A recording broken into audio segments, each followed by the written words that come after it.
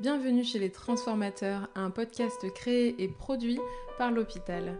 Professionnels de santé, entrepreneurs, designers, auteurs, nos invités ont des profils divers, mais la volonté commune d'impulser des dynamiques innovantes au sein de notre système de santé. Écoutez-les parler de leurs projets inspirants et partez à la rencontre du système de santé de demain au travers de leur voix. Aujourd'hui, l'hôte de cet épisode est Aude Niadanu, fondatrice de l'Hôpital.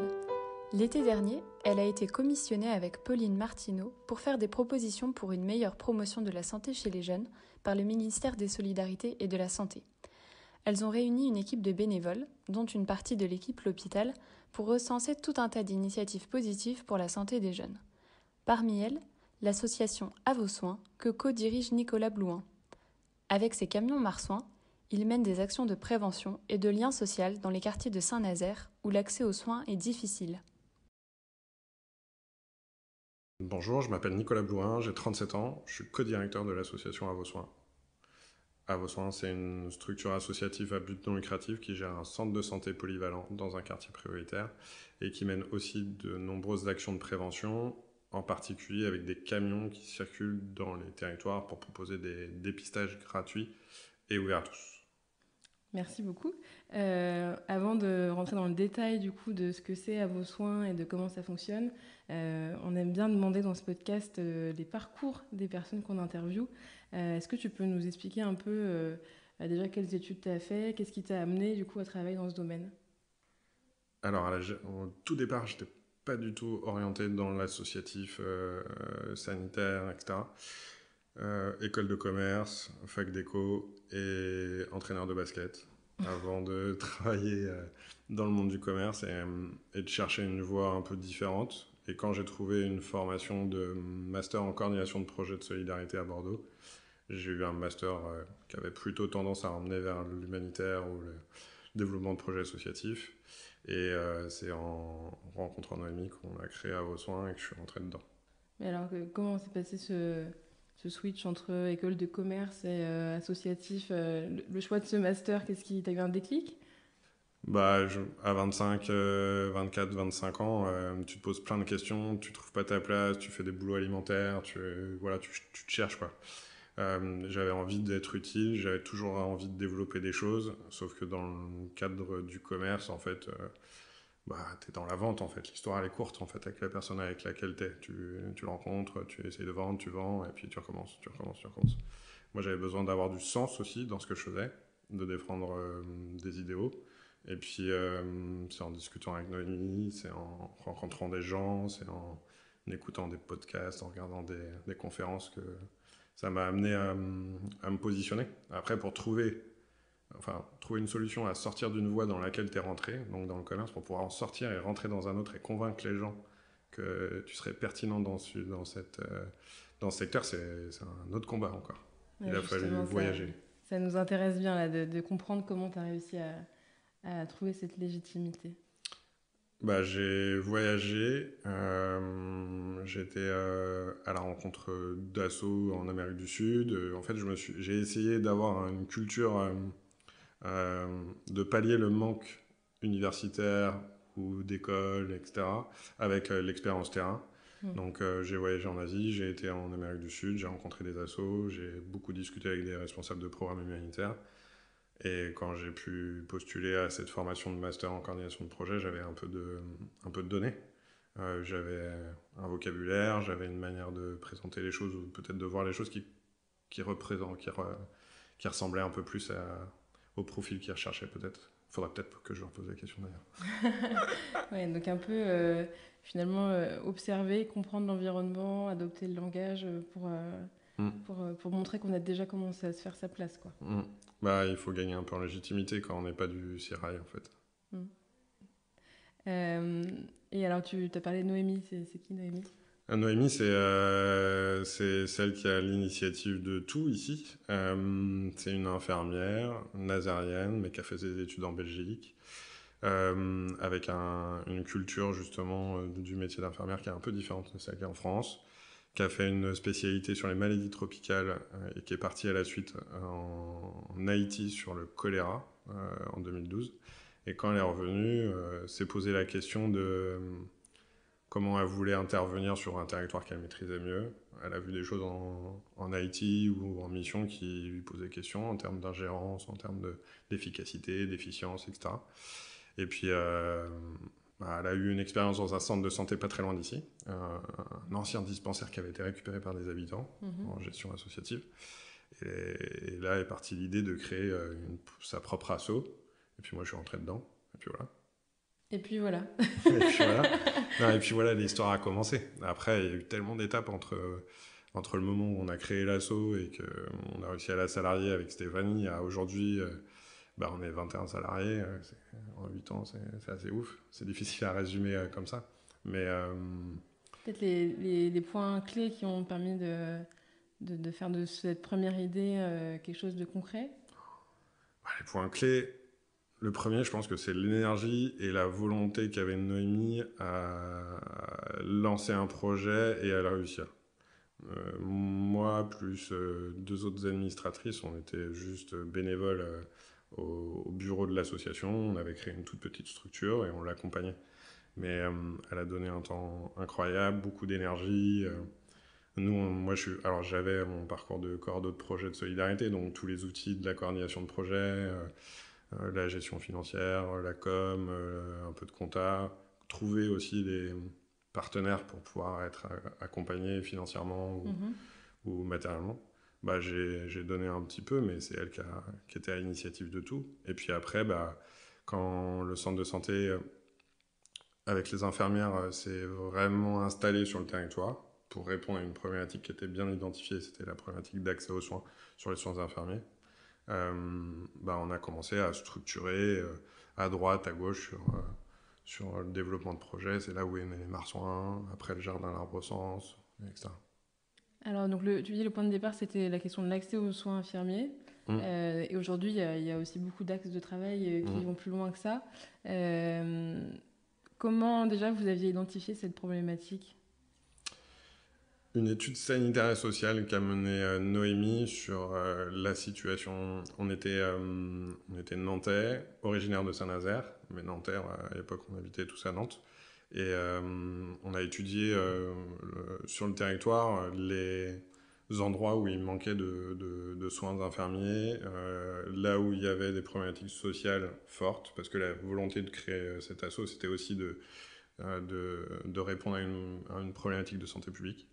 Et on s'est rendu compte que sur Saint-Nazaire, il y avait une problématique d'accès aux soins infirmiers, mais il y avait aussi un taux de mortalité évitable qui était plus élevé que sur le reste du territoire, etc.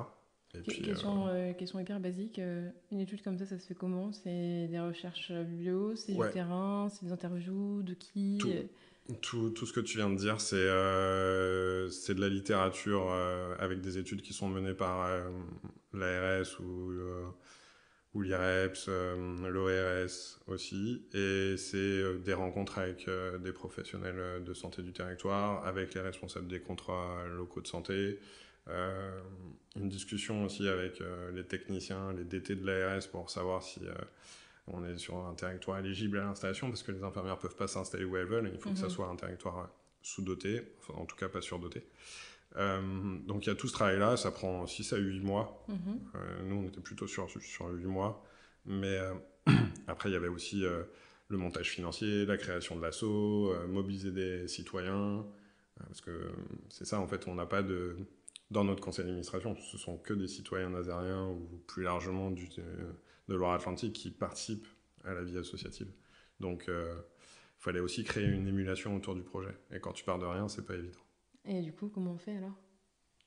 On met beaucoup d'énergie, on discute, on essaye de recenser d'abord dans son entourage proche, et puis après, cet entourage proche en parle aux autres, et puis en fait, la famille s'agrandit autour de l'asso. Aujourd'hui, on est à 85 adhérents. On a commencé avec une quinzaine, donc c'est plutôt chouette. Et c'était quoi l'argument pour les convaincre de vous rejoindre au départ ? Qu'est-ce que vous leur avez proposé ?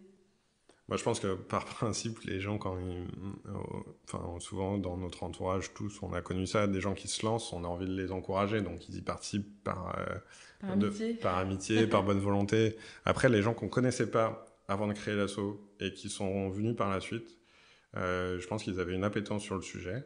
Ils étaient peut-être confrontés eux-mêmes à des problématiques de santé ou des santé de leurs proches. Notre trésorière, c'est une personne qui était la fille d'une dame qu'on a soignée et qui est rentrée dans l'association comme ça. Et puis, comme on a monté des programmes de prévention avec les camions qui circulent maintenant en Loire-Atlantique et en Bretagne, on a aussi trouvé une autre manière d'intégrer les gens. Ils peuvent venir accueillir sur le temps de l'action du camion de prévention, ils peuvent conduire les camions, ils peuvent participer au jardin, ils ont pu participer au chantier d'aménagement du bâtiment ici. En fait, il faut donner de la place aux gens pour qu'ils puissent participer à une vie associative. Et c'est peut-être aussi ça qui est difficile, c'est-à-dire qu'il faut laisser de la place aux autres et leur trouver un moyen de s'exprimer pour que ça soit vraiment participatif. Alors justement, là, tu évoques par exemple le chantier, parce que du coup, là, on imagine, donc il y a ce petit groupe hyper motivé, vous avez fait l'étude, vous savez de quoi il y a besoin, vous commencez à trouver des fonds, il faut un lieu. Et tout à l'heure, tu m'as montré un peu l'ancien corps de ferme qui a été repris. Est-ce que tu peux nous raconter un petit peu cette histoire qui me paraît, moi, un peu folle? La première chose, c'est qu'en 2015, quand on ouvre le centre de santé, on est en galère, on ne trouve pas de local pour installer 2 infirmières, puis les 3, les 4, les 5 qui allaient arriver. Et on trouve un 30 mètres carrés dans un autre quartier. Là, ça fait que depuis le mois d'octobre, fin septembre, début octobre, qu'on est ici. Mais pendant 7 ans, on a travaillé dans des conditions qui étaient beaucoup plus restreintes. Aujourd'hui, le bâtiment est magnifique et super beau, mais avant, on était dans un autre environnement. En fait, on est là dans un ancien corps de ferme, abandonné, et on nous l'a présenté, c'est la mairie qui nous l'avait présenté, on l'a acheté, mais il y avait tout à refaire. C'était du carrelage au plafond, au mur, à la peinture extérieure, à l'isolation ici dans les combles dans lesquels on est dans un open space. Il n'y avait pas d'isolation, il n'y avait pas de parquet, on a tout refait. Depuis combien de temps il a été abandonné, ce corps de fer? Il a été abandonné depuis plus de 20 ans. Il a été squatté par des gens qui avaient ramené des matelas à l'intérieur, des frigos. Donc, quand on a récupéré, il a fallu qu'on fasse le déménagement de nos anciens locataires, ce qui n'était pas la partie la plus agréable.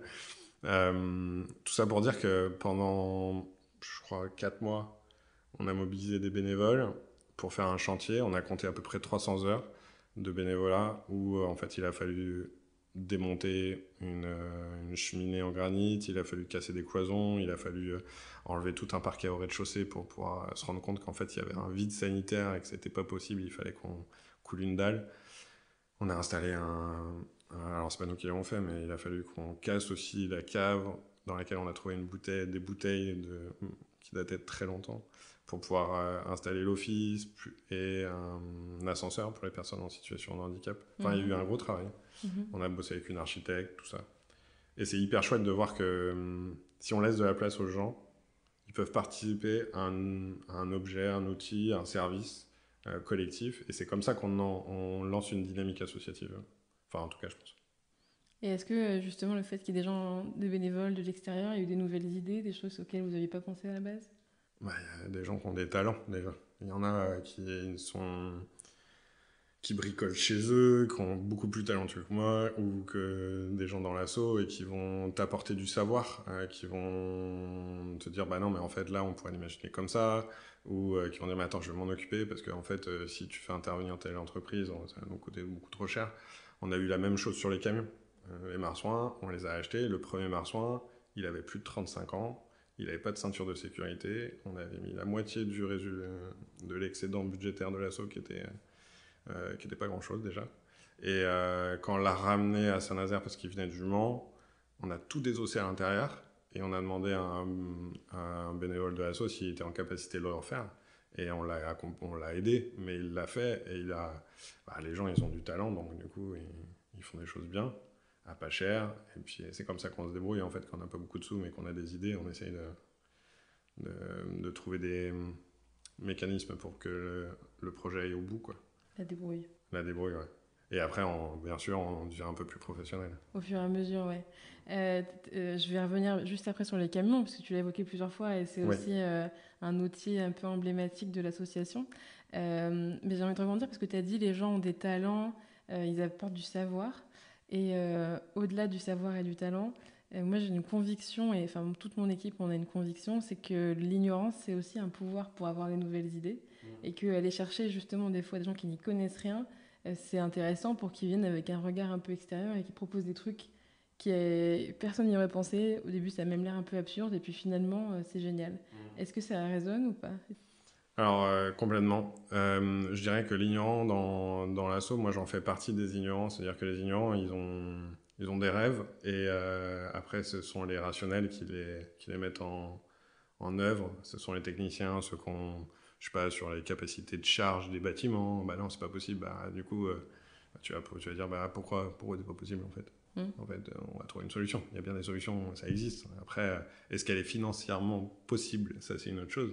Mais en tout cas, euh, alors, je suis complètement d'accord avec toi sur la notion d'ignorant. Moi, je joue ce rôle-là souvent. C'est-à-dire qu'il n'y a pas de contraintes. On essaye d'imaginer tout ce qui est possible. Après, on aime beaucoup aussi dans l'assaut mélanger les univers. Et dans notre conseil d'administration, dans les enfin, dans le membre du bureau, si je prends ces deux exemples-là, on a des gens qui viennent du monde du spectacle. Notre président, il est régisseur de festivals de musique, de gros festoches. On a un formateur auprès de personnes auprès de jeunes qui vont au domicile des patients, des aides à domicile. On a deux retraités, mais on a un directeur d'un Fab Lab nazaréen qui fait de la low-tech, mais aussi de la petite robotique, de la découpe laser, des imprimantes 3D. On a une chargée de veille de la métallurgie. On a une journaliste. Et en fait, il y a deux aspects là-dedans. C'est que, nous, qui sommes sur le terrain de la santé, avec beaucoup d'acronymes, etc., vis-à-vis de notre conseil d'administration et de notre bureau, en fait, on ne raisonne pas comme ceux qui sont médico-centrés sur eux-mêmes, etc., avec un jargon très technique. On est obligé d'être pédagogue avec eux. Et de fait, nos projets sont assez accessibles. Parce qu'il y a cette nécessité d'être audible. Si notre conseil d'administration, notre bureau ne comprenait pas ce qu'on mettait en place, parce qu'on est trop technique, bah en fait le public peut-être ne pourrait pas y accéder non plus, ou en tout cas se dirait que c'est pas pour lui. Et puis leur diversité de champs d'action nous donne une capacité d'action qui est phénoménale. Parce que quand nous on a une idée et qu'on n'a pas les ressources, bah, la journaliste Adeline, la chargée de veille Caro, le directeur du Fab Lab, le régisseur en événement, bah, Yann, vont avoir des pistes et leur réseau, et vont nous dire bah, attends, je vais appeler un tel et on va faire ça, etc. Et ça, c'est du bonheur. Ouais, parce que du coup, là, c'est vraiment la somme de réseaux qui se recoupent pas trop, donc ça étale énormément les possibilités en fait. Et j'adore cet aspect-là parce que c'est enfin, c'est très créatif. C'est extrêmement créatif. On a par exemple créé la valisation. La valisation, c'est un dispositif qu'on a. Donc, c'est une vraie valise, elle est derrière dans l'open space là-bas, avec des casques. On a fait enregistrer des sons binauraux. Les sons binauraux, c'est un micro à 360 degrés. On a demandé à des ingé sons d'aller sur le rond-point des Gilets jaunes à l'époque, ou d'aller chez le coiffeur, ou au supermarché, ou à la sortie d'un concert.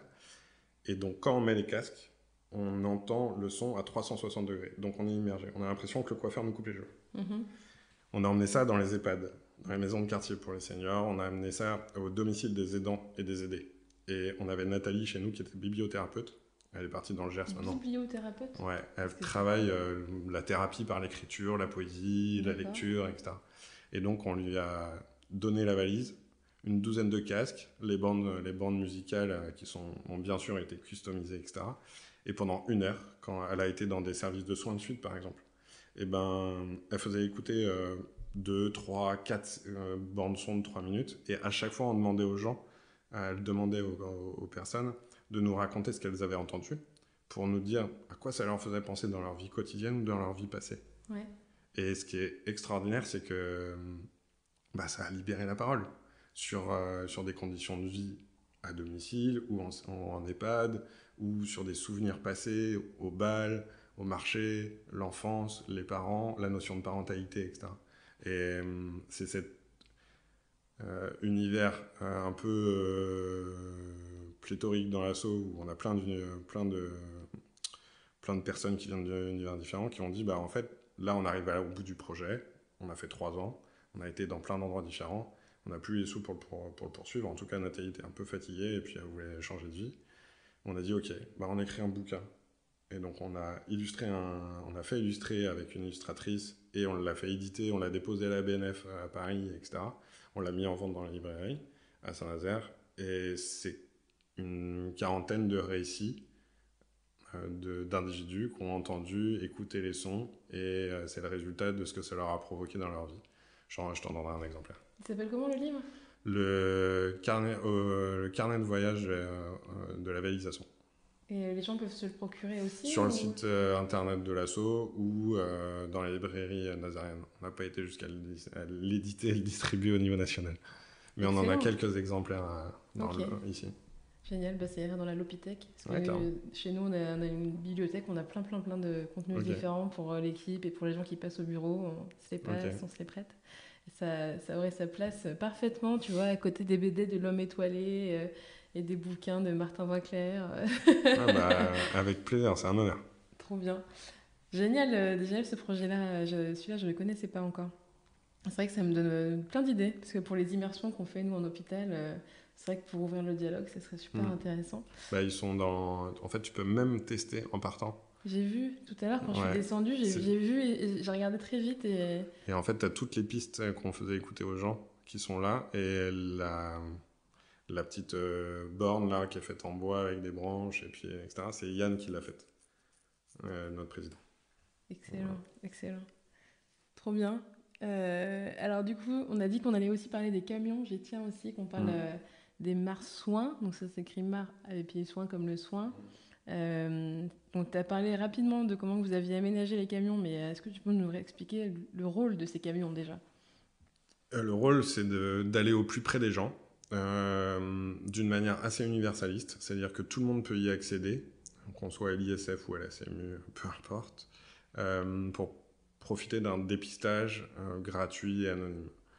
L'idée, c'est de ramener un professionnel de santé, type dentaire, optique, auditif, sage-femme, médecin, infirmier, même des dépistages VIH et autres, et de lui proposer aux personnes qui peuvent habiter dans un quartier, dans un désert médical, dans un petit village, ou dans un établissement par exemple, un IME, un ESAT, une école, de rencontrer un professionnel et puis d'avoir un check-up individuel qui n'aboutit pas à un soin, n'aboutit pas à une prescription, mais aboutit à une feuille de préconisation. Et avec une orientation ou pas vers un professionnel de santé du point de vue de la personne qui l'aura vu. Par exemple ? Par exemple, on va mettre en place une action de dépistage. Je prends la dernière. On a fait un dépistage auditif sur un marché à Donge, juste à côté de chez nous. Optique ? Auditif. Okay. Auditif à Donge. Et l'idée, c'était de proposer, sur un temps où on a plutôt des personnes seniors qui viennent, c'est en milieu de semaine, de proposer un dépistage. On est dans un endroit où d'habitude, on ne parle pas trop de santé, le marché, mais dans un espace assez convivial au final, on se prête plus facilement peut-être à un dépistage. Et on sait que les personnes âgées qui sont un peu en frein sur le fait de vieillir, d'accepter le vieillissement, etc., vont avoir plus de troubles de surdité, vont du coup s'enfermer sur eux-mêmes, vont pouvoir peut-être développer des troubles cognitifs par la suite. Enfin, du coup, c'est l'enchaînement. Donc l'idée, c'est de démystifier, c'est de donner la possibilité de faire un test dans un camion tout à fait coloré, pas du tout angoissant ou stigmatisant, avec une approche très conviviale, familiale, etc. Donc ça, on fait en auditif, mais on le fait dans les dépistages dentaires, dans les écoles, dans les quartiers prioritaires, dans les territoires ruraux. Quand tu disais feuille de préconisation, là, donc si j'ai fait mon dépistage auditif, ma fiche, qu'est-ce qui est écrit dessus ? Sur la fiche, il y a marqué s'il y a des surdités ou pas, et s'il faut aller faire un test dans un cabinet de façon plus approfondie. Et après, du coup, s'il y a appareillage ou pas, ça se fait par la suite. Nous, l'idée, c'est d'enclencher quelque chose si la personne a besoin. Par exemple, on est sur un dépistage dentaire dans un quartier prioritaire, on va avoir souvent des familles avec des enfants qui vont venir, ou même des adultes qui viennent aussi, ouais, c'est vrai. Et donc on va checker, est-ce qu'il y a des abcès, est-ce qu'il y a des caries ou pas, et le dentiste, Claire ou William ou d'autres, vont orienter pour une consultation de soins dentaires. Il est noté aussi s'il y a un accès au droit ou pas, et au dos de toutes les feuilles de préconisation dans toutes les thématiques, on renseigne tous les professionnels qui sont présents sur le territoire sur le sujet. Ah, donc en plus de dire tu devrais aller voir un ORL, j'ai la liste des ORL que je pourrais contacter. Exactement. Et en fait, on se rend compte que ça, c'est un point hyper important. En Bretagne, notre camion, le Marsouin du bout du monde, qui est sur la presqu'île de Crozon et sur le pays de Landerneau, ça fait 3 fois là maintenant, ou 2, en très peu de temps, qu'on a des retours de gens qui reviennent nous voir en disant « Merci, j'ai trouvé un dentiste grâce à votre liste, et j'ai trouvé c'était quoi? C'était je n'ai plus le souvenir. Enfin bon, c'était un spécialiste qui était très rare sur la presqu'île. Enfin, tous les spécialistes sont rares en presqu'île de Crozon. Mais là, Et donc, elle est revenue, elle était très contente, et elle voulait nous le faire savoir. Donc, c'était chouette. Et question qui me passe par la tête, ils sont pas sur Doctolib? Alors, 12 millions de personnes n'ont pas accès au numérique. 12 millions. Alors, je ne sais pas si la cartographie de la ruralité correspond à ces 12 millions, mais c'est possible. Ouais. Après, il y a le site d'Amélie aussi, mais ils ne sont pas à jour. Donc nous, dans chaque territoire, nos coordos, parce qu'on a une coordo par camion, va avec les bénévoles parfois recenser ceux qui sont plus en activité. Et donc on va les enlever. Le plus dur pour une personne qui est éloignée du soin, c'est d'appeler, de se faire entendre « non, j'ai pas de place », ce qui est le cas souvent, ou le numéro n'est plus valide, ou le médecin est parti, etc. Donc en fait, il y a une histoire d'éloignement, et puis aussi de, comment on pourrait expliquer ça, de fatigue, d'usure, face à un système qui est de plus en plus tendu. Si on peut les aider d'une manière ou d'une autre, alors ça peut être par une liste de mise à jour, mais on a aussi un partenariat avec la CEPAM sur un dispositif qui s'appelle la MAS, où nous, quand on voit une personne qui est éloignée d'un accès à un médecin ou à l'accès au droit, avec son accord bien sûr, on renseigne une feuille et on la transmet à la Sécu, et la Sécu, alors dans le Finistère et en Loire-Atlantique, rappelle les personnes et fait un accompagnement individualisé. Et nous, 1 mois, 2 mois, 6 mois plus tard, on reçoit un mail en disant « Vous avez vu madame un tel jour, etc. » On a fait ouverture de droit C2S, par exemple. On a trouvé un ophtalmo, on a trouvé un médecin généraliste. Pour nous, le dossier est clôturé. Et ça, c'est hyper chouette, c'est que pour une fois, on voit ce qui se passe derrière la machine. Encore une question qui me passe par la tête, ils vous payent pour faire ça?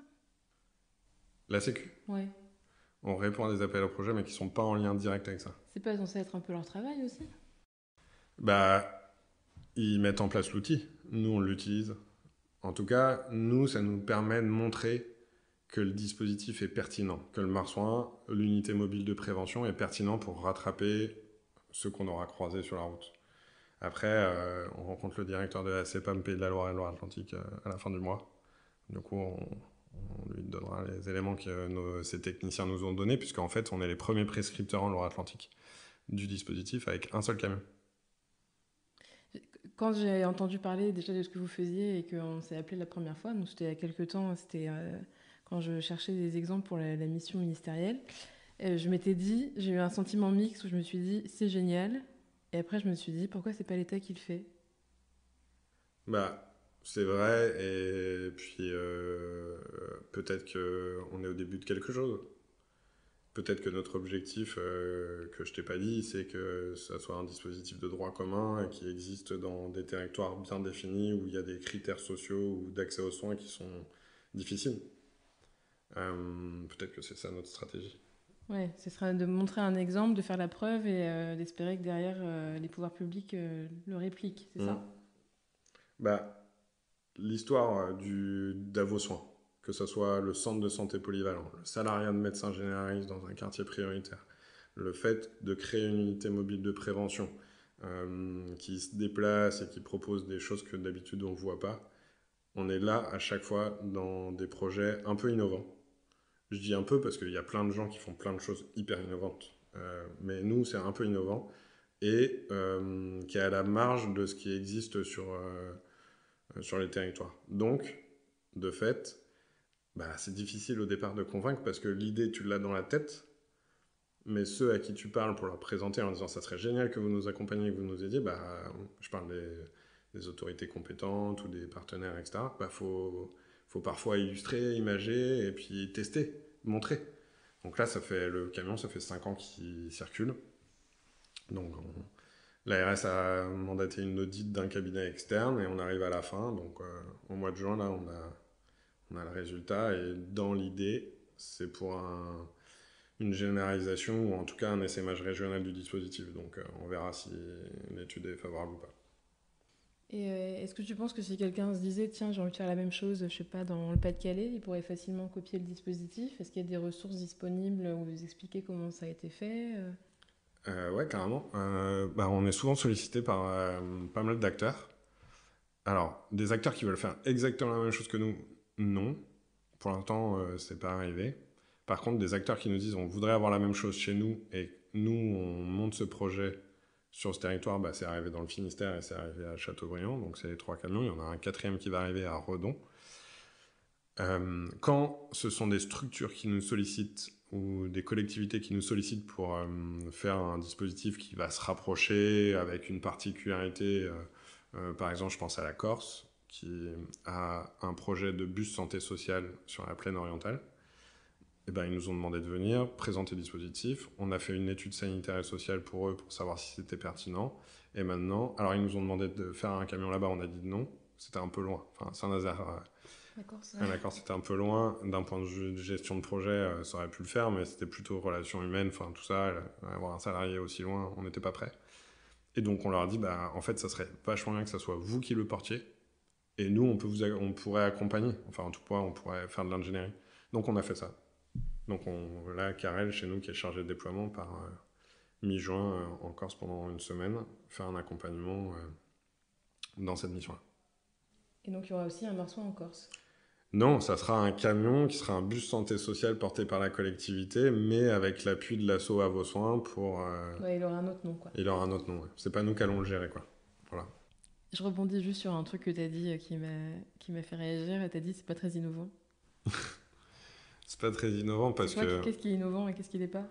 Non, mais je pense que, en fait, dans l'asso, il y a les professionnels de santé. Alors, ils ont toute légitimité, ils sont diplômés, ils sont hyper compétents, ils sont très investis et engagés sur des questions d'accès aux soins, de social, etc. Sur la partie prévention, sur la partie que moi je gère avec mes collègues, que ce soit les coordos ou les responsables de programme, pour la plupart, on ne vient pas du milieu de la santé. Et donc, on n'est pas... parfois, on se pose la question de la légitimité. En tout cas, de la reconnaissance. On a besoin de faire nos preuves, de prouver, etc. Je ne sais pas si je fais comprendre. Et notre culture santé, ou notre culture du monde de la santé, des auteurs, des courants, etc., elle se fait au fur et à mesure. On est encore des bébés, en fait. C'est ça que je veux dire. On est, du coup, en termes d'innovation, certes, c'est innovant, mais je pense qu'il y a plein de gens qui font encore plein de choses beaucoup plus innovantes que nous que je connais pas. Voilà, c'est pour ça. Ah, ouais, je trouve ça intéressant parce que nous, l'hôpital, le lot, il renvoie à low-tech et pour dire on n'est pas obligé de faire de la tech pour que ce soit innovant. Alors là, c'était pas forcément à ça que tu référais, mais de manière générale, je pense que la définition de l'innovation, elle varie beaucoup d'une personne à une autre, mais là, c'est quelque chose de nouveau qui a un impact positif. Du coup, je trouve que de fait, c'est innovant et que finalement, on n'a pas besoin de faire une échelle de savoir ce qui est plus ou moins innovant. En fait, là, c'est plus d'être conscient de l'apport que ça a et de la nouveauté que ça représente en termes d'organisation. Parce qu'en fait, je trouve qu'innovation, ça renvoie beaucoup à des objets, à des produits, à des services nouveaux, mais là, c'est carrément une organisation et une manière de faire communauté qui est totalement nouvelle. C'est peut-être de l'innovation organisationnelle, ça, c'est sûr. De l'innovation sociale où on remet de l'individu au service de l'individu. Mettre des gens en face des gens, ça, c'est C'est un dogme enfin, c'est en tout cas un précepte que n'arrête pas de me répéter Yann, le président de l'asso, qui est très engagé. Et puis, en fait, peut-être que je suis pas je pense qu'on n'est pas encore assez dans l'innovation parce que notre but ultime à nous dans le projet du Marsouin ou de tous les programmes d'ailleurs, que ce soit le centre de santé ou le jardin, ça serait de montrer l'efficacité d'un dispositif de prévention, par exemple. Si je prends l'exemple du Marsouin, on a créé des tablettes numériques. Donc, on a créé une application Marsouin qui nous permet, donc il y a une tablette dans chaque camion, dans le Finistère et 2 dans en Loire-Atlantique, et on recueille des données. Elles sont anonymes, mais on recueille des données sociologiques, des données sur l'accès aux soins des personnes, est-ce qu'ils ont un médecin traitant, quel type de droits ils ont, et on recueille des données sur le résultat du dépistage. Est-ce que le professionnel de santé dans le camion vous a orienté vers un soin urgent ou non, par exemple. On sait que 50% des gens, enfin ça dépend des camions, mais à peu près 50% des gens qu'on rencontre dans le camion, on les oriente vers un soin. Bon, aujourd'hui, on ne sait pas ce qui a été décelé à l'intérieur, le professionnel. On n'a pas créé d'application pour le pro qui va checker, j'ai vu, par exemple le dentiste, c'est tout le temps le plus simple à dire, mais le dentiste, sur les 20 dépistages qu'il a vus, il y a 8 caries, 3 abcès bien chauds, etc. Et mon but, ça serait qu'on arrive à faire ça pour qu'il y ait un économiste de la santé qui modélise une formule magique, qui se dit, en fait, s'il y a 50% des gens qui sont rentrés dans le camion et qui sont réorientés vers le soin, et qu'on a dans ces 50%, je sais pas, X% de caries et d'abcès, on sait que s'ils ne sont pas traités tout de suite, ça sera plus cher. Et de combien ? Et nous, on sait qu'on a une cohorte de 200 individus qu'on rappelle tous les 6 mois pour savoir s'ils ont fait leurs soins. Et donc, sur les 1 personne sur 2 qui sont rentrées dans le camion qui ont des soins, la moitié, donc 0,5, font leurs soins dans les 6 mois. En fait, le but ultime dans l'innovation, ça serait de prouver que cette démarche bienveillante, non stigmatisante, allant au plus près des gens, en faisant du qualitatif et tout, est bénéfique. Et que, en fait, la prévention, mieux vaut prévenir que guérir pour de vrai, quoi. Et qu'il faut mettre des moyens. Et pas juste saupoudrer avec des campagnes à droite à gauche. Donc ça donne encore une autre perspective d'avenir que tu cites. Est-ce que c'est un peu un appel, un recrutement là que tu lances ? Ouais, en fait, régulièrement, je le dis. Sait-on jamais que dans les auditeurs, auditrices, quelqu'un se dise « Ah tiens, c'est moi, je rêvais d'aller vivre à Saint-Nazaire. » Saint-Nazaire ou ailleurs, on est dans le Finistère, Presqu'île de Crozon, Camaret, c'est très joli, Châteaubriand aussi. Mais en fait, comme on n'a pas de culture universitaire particulière et qu'on n'a pas les portes d'entrée, on pense très rapidement à l'EHESP ou à d'autres. Mais souvent, c'est une histoire de rencontre et de réseau pour qu'il y ait quelqu'un qui s'engage pour de vrai sur un sujet. Donc, voilà, souvent, j'en parle. J'en ai parlé au directeur de la CEPAM du Morbihan. J'en parle aujourd'hui. J'en parlerai demain. Donc, on a parlé du centre de soins, on a parlé des camions. Je sais qu'il y a aussi un jardin ou un arbre. Ouais, le jardin de l'arbre au sens. C'est un projet super chouette. Pareil, on est sorti un peu de nulle part. Gilles Douane, corps d'autres projets chez nous, qui est venu avec son approche de l'environnement, son appétence sur les végétaux, etc. Et donc, c'est une rencontre entre lui et l'asso. Et donc, du coup, le soin et l'environnement, comment on fait ? Donc, on s'est mis autour d'une table et tout. Il revenait de Clermont.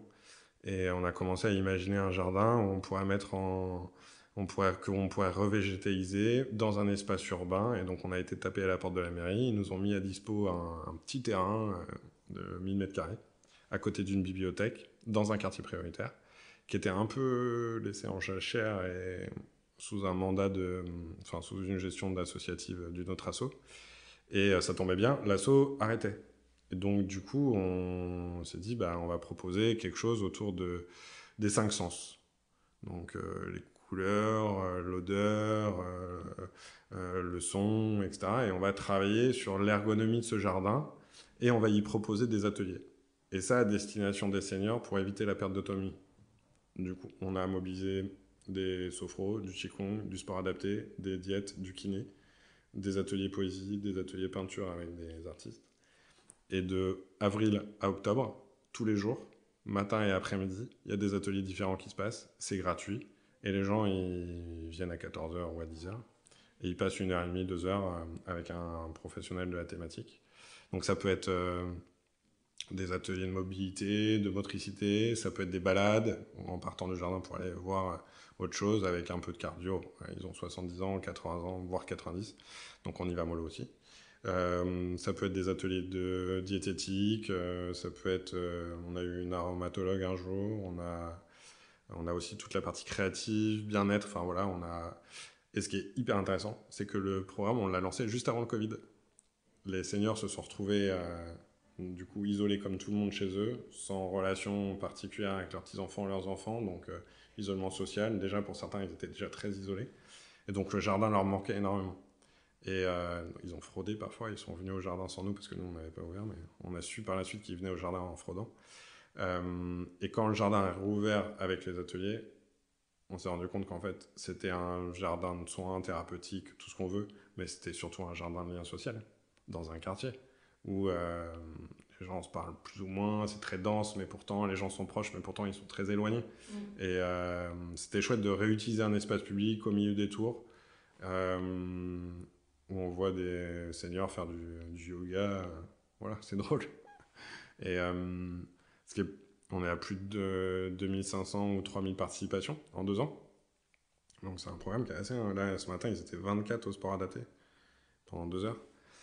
Et on a mené une étude pour savoir ce que ça leur amenait. Mais les chiffres, ils sont éloquents en termes de souplesse, en termes de mobilité, en termes de lien social, de sentiment de ne pas être seul. Ils sont tous à plus de 80% positifs, en fait.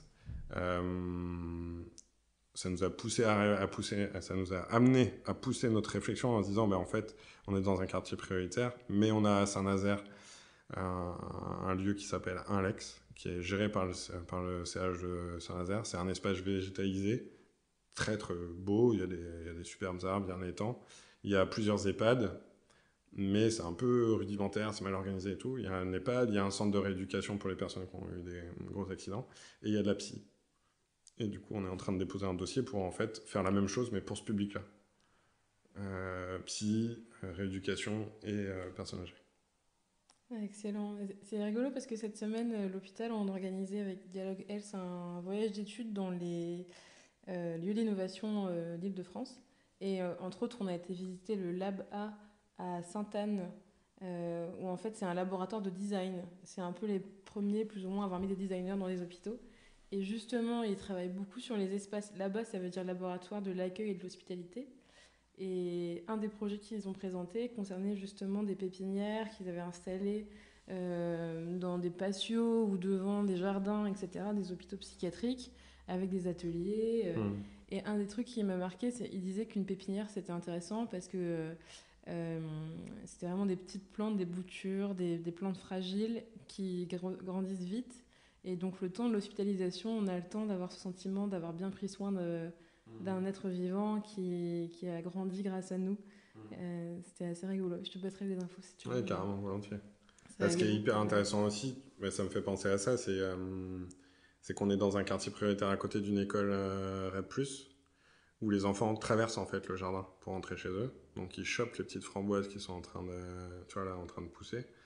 On est en train de monter des ateliers pour que les enfants sortent et viennent au jardin, donc ça a déjà eu lieu. Et on travaille aussi avec le handicap, donc on a des IME, des autistes qui sont venus avec leurs éducateurs. Et la confrontation des mondes, alors parfois ça peut être un peu déstabilisant, je pense, pour les seniors, de voir des enfants autistes très dynamiques. Enfin, c'est ce que me racontait Gilles.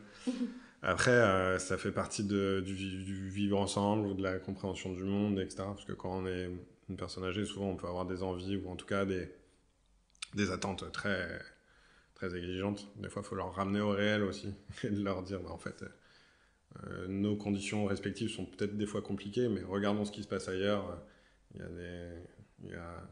On peut toujours apprendre d'une personne enfant ou en situation de handicap. Enfin voilà, il y a des moments forts qui peuvent se créer. Et ben, ça en fait un paquet des projets, c'est assez impressionnant. Je suis vraiment ravie d'être venue jusqu'à Saint-Nazaire aujourd'hui, comme ça je vais pouvoir aller visiter avec toi. Tu m'emmènes ? Allez, c'est parti. alors du coup, Eh on ben, est où là? Alors là, on est au milieu de la place de l'ancienne ferme, et donc derrière le centre de santé, où en fait, avant ici, il y avait 1 mètre d'herbe de hauteur, et on était dans une sorte de no man's land, qui a été tout remis à plat, mis propre, avec 2 bâtiments derrière le centre qui sont laissés en attente d'un futur projet que nous ou d'autres pourraient porter. Et alors, vous avez des idées, j'imagine déjà. On est en train de bosser sur un pôle santé solidaire. Aujourd'hui, on a 200 mètres carrés. Donc, on est passé de 30 mètres carrés au tout début à 200 mètres carrés. Donc, on a l'impression d'être déjà dans un château, mais en fait, c'est déjà trop petit. Et on se dit que ce potentiel avec cette bâtisse, cette charpente, ces murs en pierre, cette étable, etc. Et puis surtout la partie qui est végétalisée, là, enfin en tout cas qui pourrait être végétalisée, ça serait de créer une sorte de tiers-lieu où on pourrait re-questionner l'accès aux soins pour des publics en situation de handicap ou pour des personnes éloignées, isolées, sur l'accès aux soins, mais aussi sur l'accès aux droits, sur des spécialistes, etc. Tout ça en mode économie sociale et solidaire. Donc en gros, là, il pourrait venir consulter dans le centre de soins et puis après aller... Bon, pour l'instant, le bâtiment, c'est vraiment des pierres apparentes et vraiment Ah bah c'est très loin, c'est très très loin, mais tout à l'heure tu me parlais Mais des... j'imagine, là, du coup, tu pourrais avoir un centre où tu viens faire tes démarches pour demander l'accès aux droits, C'est ça, tes demandes d'APA, là, pour les exactement. EHPAD, le truc que tout le monde galère à faire avec ses grands-parents, MDPH. la MDPH, tout ça. Après, on pourrait avoir aussi la construction d'un bâtiment. En fait, notre jardin dont on parlait tout à l'heure, il est ouvert que de avril à octobre. Ouais. Donc la période hivernale elle est fermée. Donc on imagine une salle multi-usage, un peu une grande salle qui nous permettrait de faire des séances couverts et au chaud. On a la question des soins dentaires sur le territoire, avec une problématique d'accès aux soins dentaires. Donc on se dit qu'un camion dentaire qui irait dans les EHPAD, ça serait pas mal pour faire vraiment du soin, parce qu'en fait c'est interdit de faire du soin. C'est de la médecine foraine, donc on essaye de faire ça. De la médecine foraine? Ah, tu connais pas? Non, jamais entendu. Médecine foraine, c'est quand tu faisais de la médecine à l'époque, mais que tu vagabondais, en fait, tu passais d'un endroit à un autre. C'est interdit. Pour faire de la médecine, il faut avoir un numéro finesse qui est avec une adresse fixe. Ouais. Et faire de la médecine dans les camions, ça demande une dérogation. Ce qui est pas possible en règle générale. Dans le Finistère, ils ont fait le Brest-Bus bucco-dentaire. Donc c'est un camion plombé où on peut faire un peu de radio et en fait on fait des soins dentaires et il s'installe pendant 2 à 3 jours en bas d'un EHPAD et tous les résidents de l'EHPAD y passent. Ou enfin, quasi ceux qu'on a besoin. Parce qu'en fait ils se sont rendus compte qu'il y avait 90% des bilans dentaires demandés par l'ARS qui étaient faits. En fait, 90% d'entre eux devaient avoir des soins, mais très peu les faisaient. Parce qu'en fait, ils avaient des problèmes de mobilité, de temps, de famille, etc. Ou de trouver un professionnel de santé. Et donc, ils se sont dit, en fait, on va rapprocher le dentiste. Aller vers. Voilà, l'aller vers. D'aller vers. Mais comme c'est du soin, cette fois-ci, ils ont eu besoin d'une dérogation via l'article 51. Et on aimerait bien faire ça aussi, nous. Ça nous tente bien. C'est un projet sympa. Donc, notre problématique, c'est les parkings, c'est la restauration, c'est les salles de réunion. En fait, aujourd'hui, on est 21 dans 200 mètres carrés, donc c'est un peu petit. Bien sûr, tout le monde n'est pas là au même moment, mais quand même. Et on se dit qu'un tiers-lieu, c'est aussi un lieu où on peut imaginer et où on peut réunir des assos qui sont d'autres environnements, qui viennent d'autres horizons, comme un Fab Lab, comme des gens qui travaillent sur la question de... je sais pas moi, on a pas mal d'industries dans le coin. Il y en a qui sont en train de réfléchir au logement et aux imprimantes 3D, mais en mode géant, pour faire des logements imprimés en 3D. Donc on se dit, tiens, on pourrait pas faire un truc... Voilà. Parce que là, justement, on arrive devant des logements. En fait, il y a une petite allée qui mène directement du centre de soins vers des tours, en fait. Ouais. Et en fait, tu as donc un point de deal à gauche, 2 tours en face, un terrain de foot, et nous on vient faire des actions de prévention depuis 4 ans là. Et avec les camions, avec le marsouin, et puis on est venu faire le marsouin tour. Donc c'était nos 3 camions pendant 10 jours.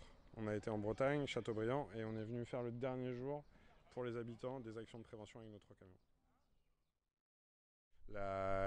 Le centre de santé, il s'est inscrit dans l'étude qu'on a menée sur l'ensemble de la ville. Il y a des chiffres qui sont sortis d'une étude de la mairie qui montraient que le quartier avait des problématiques d'accès aux soins et d'emploi. Du coup, nous, on est arrivé avec des médecins et des professionnels de santé et 21 salariés embauchés dans le quartier, donc c'est chouette. Et puis comme il est en pleine rénovation, l'école va être refaite, etc. Donc on espère qu'on pourra, on va dire, vérifier ça par les chiffres et des études qui arriveront par la suite pour comptabiliser ou en tout cas se rendre compte que l'accès aux soins a été amélioré pour les personnes. Nous, on sait que les personnes qui viennent dans le centre de santé sont issues du quartier en grande majorité, sont minima sociaux, et donc on a un taux de précarité qui est supérieur de 14% à la moyenne nationale. Donc voilà, c'est assez conséquent, et encore c'est les chiffres de 2021, donc on n'était pas complètement lancé. En tout cas, même sans camion, vous avez quand même aussi placé votre lieu fixe. Pour aller vers. En aller vers, ouais. Je sais pas, il y a d'autres endroits que tu veux me montrer ou pas? Nous, on peut faire le tour du quartier là-bas si tu veux, pour te montrer l'ambiance. Il y a beaucoup d'adultes qui rentrent du taf là en ce moment et d'enfants qui ont des espaces de jeu, etc. Le quartier est plutôt bien. Enfin, l'ambiance est plutôt sympa, à part à quelques moments où il peut y avoir un peu de tension. Mais là, en ce moment, ça va. Il y a une association de quartier, d'habitants de quartier qui sont aussi en train d'essayer de projeter un EVS. Alors, un établissement de vie sociale, je crois que c'est ça le terme. Et c'est une sorte de. C'est les habitants qui se constituent en association pour animer leur quartier et faire des ateliers. Donc voilà, ils ont plein de projets en tête, dont des ateliers cuisine, etc. Et en fait, notre but à nous, ça serait aussi de les associer au projet du tiers-lieu. Tu vas bien? Ça va, vous allez bien? Ouais. Enchanté. Bonjour. Bonjour. Excusez-moi, vous allez bien? Ça va? Donc là, vous avez prévu de faire des collaborations avec à vos soins? Bah oui, bien sûr. Bah, après, voir ensemble ce qu'on pourrait mettre en place, oui, tout à fait. Et du coup, le VS, c'est quoi déjà? Parce que tu me posais la question tout à l'heure. C'est V et S. Alors, espace de vie sociale. Ouais, bah, c'est j'avais un raison. espace de vie sociale. Ok. Espace de vie sociale. Voilà. Vous voyez, là, on est sur Bonjour. les médiateurs qui sont venus nous rejoindre pour participer avec nous au Clean Quartier Challenge. Donc là, après, ça va se développer un petit peu. Donc après, oui, pour vos soins, oui, bien sûr. On a aussi le vélo, normalement. Alors, j'ai du mal à chaque fois voilà. Qui serait pas mal aussi de travailler sur ça. Un vélo à smoothie? Ouais. On a fabriqué des vieux vélos à smoothie. Ah ouais, ou quand tu pédales, ça active le mixeur, c'est ça? Ouais. Trop bien. Et en fait, comme nous, on a un atelier réparation vélo qui est mobile. Donc l'idée, c'était de mettre d'autres activités autour de cet atelier, en fait, qui pourraient renforcer ou muscler un petit peu l'action. Avec d'autres petits. Ça a bien marché quand on était sur le Marsouin Tour avec les enfants et tout, ils ont cartonné. Attends, vous allez m'excuser deux petits. Vas-y. Malo, Brian, Malo, tu vois derrière, il y a mon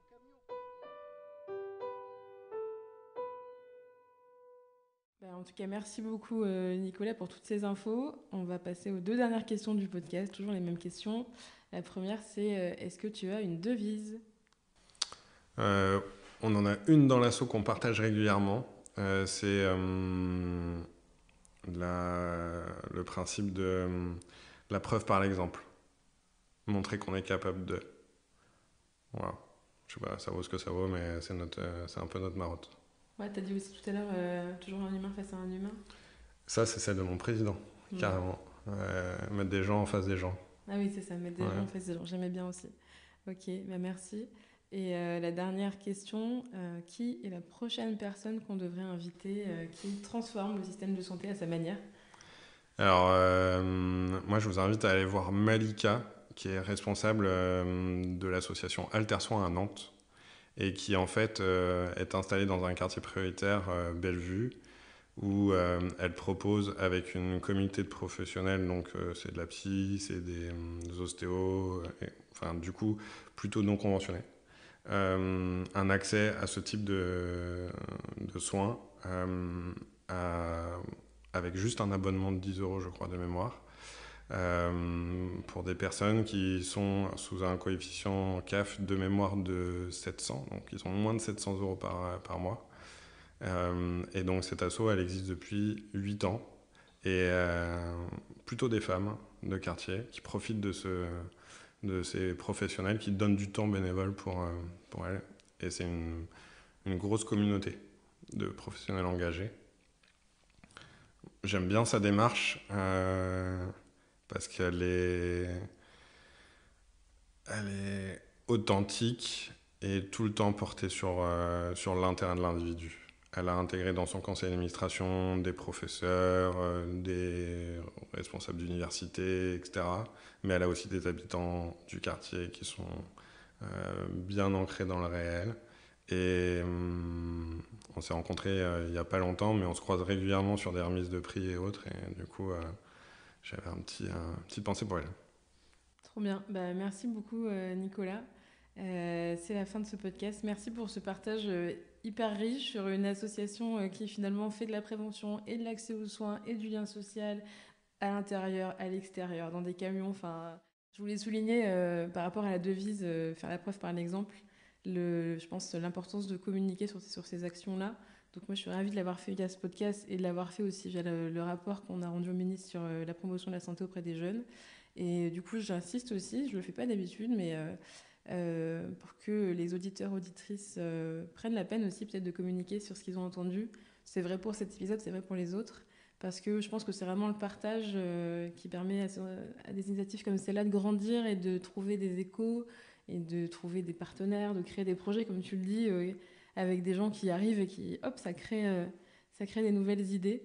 Donc voilà, n'hésitez pas à partager. Vous pouvez partager les épisodes, vous pouvez en parler autour de vous, vous pouvez les mettre sur LinkedIn. Voilà, n'hésitez pas. Et encore une fois, merci Nicolas. Merci à toi. Merci à vous. Merci d'avoir écouté cet épisode. Peut-être qu'il a résonné avec vos convictions ou vous a donné des ailes pour concrétiser vos idées.